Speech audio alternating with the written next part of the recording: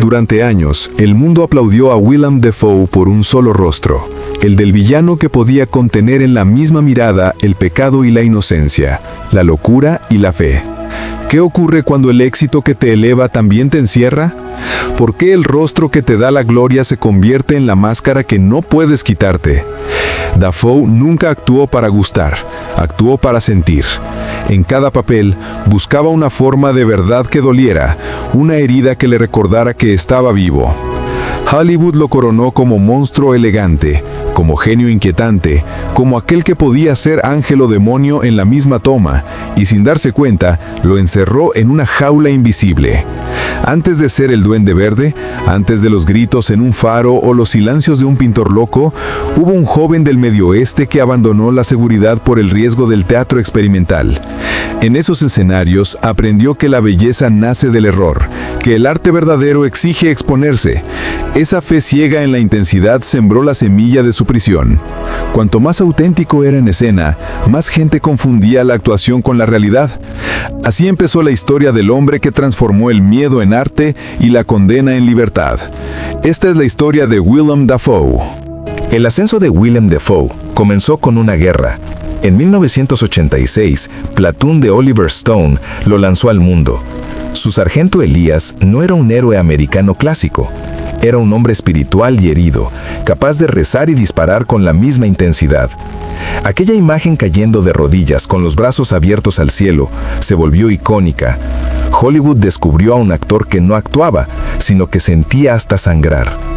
El Oscar lo rozó, pero el precio fue alto. La industria aprendió a vender su dolor como marca. 2 años después, Martin Scorsese le ofreció el papel de su vida en La Última Tentación de Cristo. Dafoe aceptó sin temor, sabiendo que encarnar a Jesús no sería solo un rol, sino una prueba espiritual.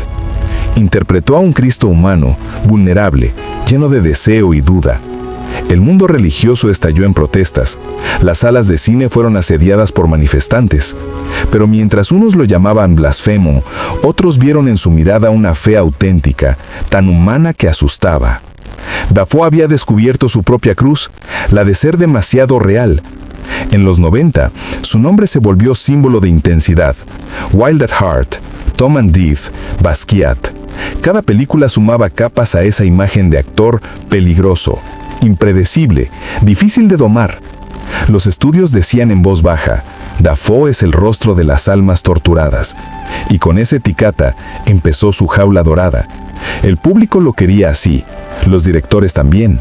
La industria había encontrado un villano perfecto, capaz de dar miedo y ternura en el mismo gesto. Cuando Sam Raimi lo convocó para Spider-Man en 2002, Dafoe ya sabía lo que significaba entregar su rostro a un monstruo.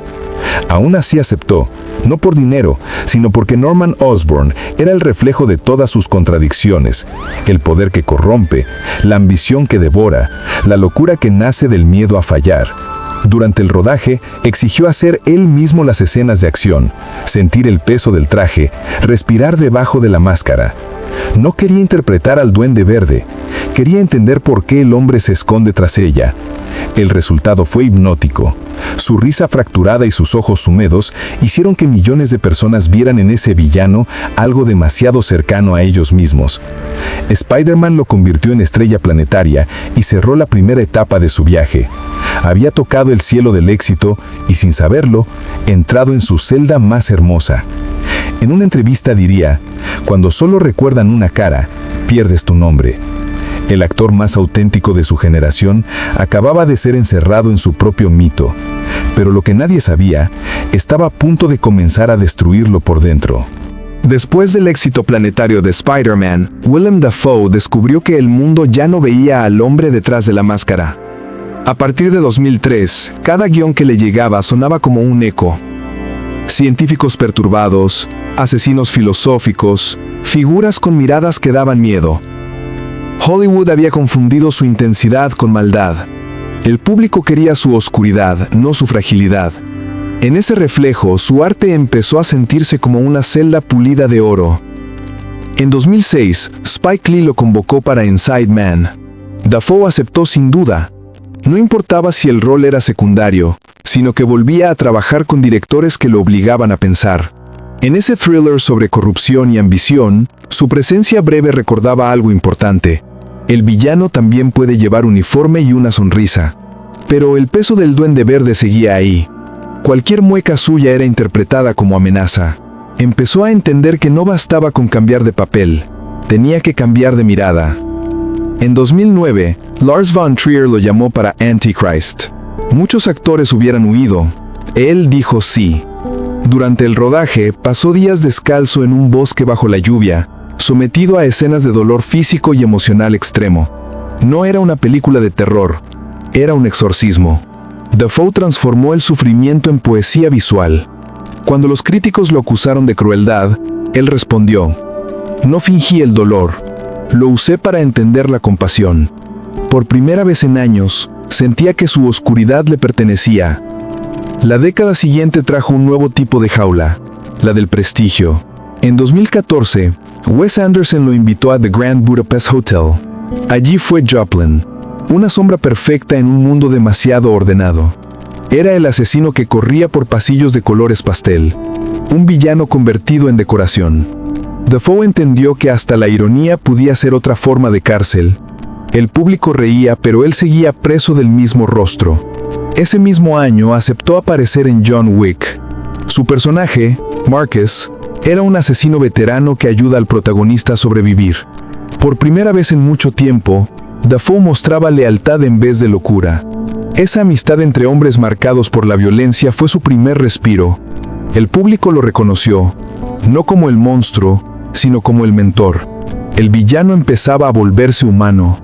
Pero detrás de esa evolución seguía el miedo. ¿Y si la industria solo le permitía renacer como versión controlada de sí mismo? Había recuperado la libertad de elegir, pero no aún la de ser comprendido.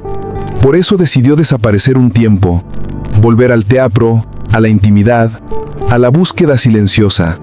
Desde aquel abismo tomó una decisión que nadie esperaba. Después de más de 3 décadas de cine, Willem Dafoe volvió a empezar. Ya no necesitaba demostrar nada, buscaba sentido. Su renacimiento no ocurrió en Hollywood, sino en los márgenes, donde el arte aún tiene riesgo. En 2017, Sean Baker lo eligió para The Florida Project. Dafoe aceptó sin maquillajes ni trajes. Su personaje, Bobby, era un hombre común que cuidaba a los olvidados en un motel barato. Sin violencia, sin locura, sin máscaras. Solo compasión. En esa calma, encontró su revolución. El público, que durante años había temido su rostro, por primera vez lo amó. Fue nominado al Oscar, pero el verdadero premio fue sentir que lo veían como persona. Un año después llegó At Eternity's Gate. Julian Schnabel le pidió ser Vincent Van Gogh, no copiarlo, sino entender su silencio.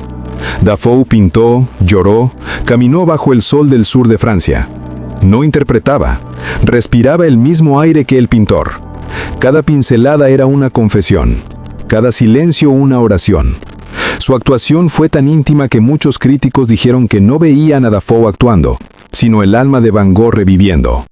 No busco parecerme, busco entender por qué pintaba, dijo él, y en esa búsqueda encontró la libertad que Hollywood nunca pudo darle. En 2019, Robert Eggers lo llamó para The Lighthouse. Allí se convirtió en Thomas Wake, un farero atrapado entre la locura y el mar. Junto a Robert Pattinson, filmó en blanco y negro, con viento real y noches interminables.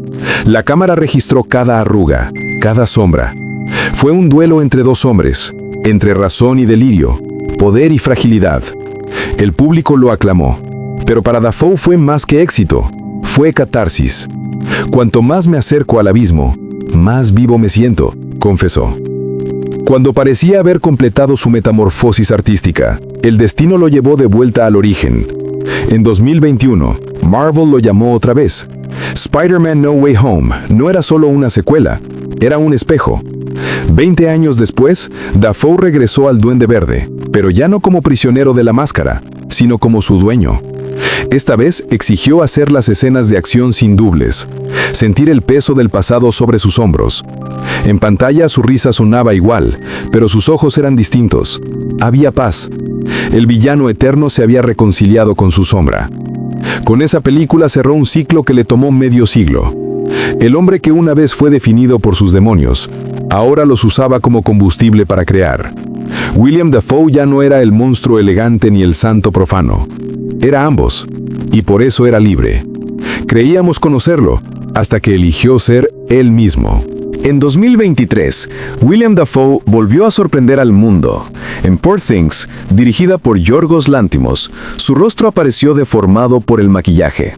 Pero detrás de esas cicatrices, el público encontró ternura. Su doctor Godwin Baxter no era un monstruo, era un creador que intentaba devolverle la vida a lo que la sociedad había desechado. De algún modo, ese personaje resumía toda su carrera, la redención a través del arte, la belleza que nace del error. La crítica lo volvió a aplaudir, pero Dafoe ya no medía el éxito con trofeos. En entrevistas decía que el premio real era poder seguir explorando. Cada película es un laboratorio, y yo soy la prueba, bromeaba. Vive entre Italia y Nueva York, eligiendo proyectos por intuición, no por estrategia. Puede trabajar en una superproducción o en una cinta experimental filmada con un teléfono. Lo mueve la curiosidad, no la fama. Hoy se le considera una figura única, puente entre el cine comercial y el cine de autor, entre Hollywood y el arte contemporáneo. Su legado no se cuenta en taquillas, sino en coherencia. En un mundo que exige máscaras nuevas cada semana, Dafoe eligió quedarse con la suya, ya reconciliada. Su rostro antes sinónimo de miedo, ahora inspira respeto. Dice que sigue actuando porque aún no entiende del todo quién es. Tal vez esa sea su verdadera libertad, no necesitar una respuesta para seguir creando. William Dafoe se convirtió en el ejemplo de que la autenticidad puede sobrevivir en la industria más artificiosa del planeta. Mirando atrás, su historia ya no es una carrera, es una declaración de identidad. William Dafoe nunca quiso ser un ídolo. Quiso ser una experiencia. Cada papel que ha interpretado, desde un soldado hasta un demonio, desde un pintor hasta un científico, ha sido una exploración de lo que duele ser humano. Su rostro, que alguna vez simbolizó el miedo, hoy es la evidencia de que incluso en la oscuridad hay verdad. Dafoe no busca redención, busca profundidad. Su carrera no es una línea recta, es una espiral que desciende y asciende con la misma intensidad, recordándonos que el arte no sana, revela. Al final, Dafoe no interpretó villanos, interpretó nuestras sombras, los fragmentos que preferimos no mirar. Y al hacerlo, nos enseñó que la prisión de la imagen puede ser también una forma de libertad, que aceptar el rostro que el mundo teme es otra manera de reconciliarse con la luz. Cuando las cámaras se apagan y el silencio llena el set, él sigue allí, quieto, respirando, como si aún escuchara las voces de todos los personajes que habitó. En esa quietud hay una verdad simple. William Dafoe no actúa para gustar, actúa para comprender. ¿Y tú? ¿Cuántas veces has confundido tu máscara con tu verdad? Suscríbete para descubrir más historias ocultas de Hollywood.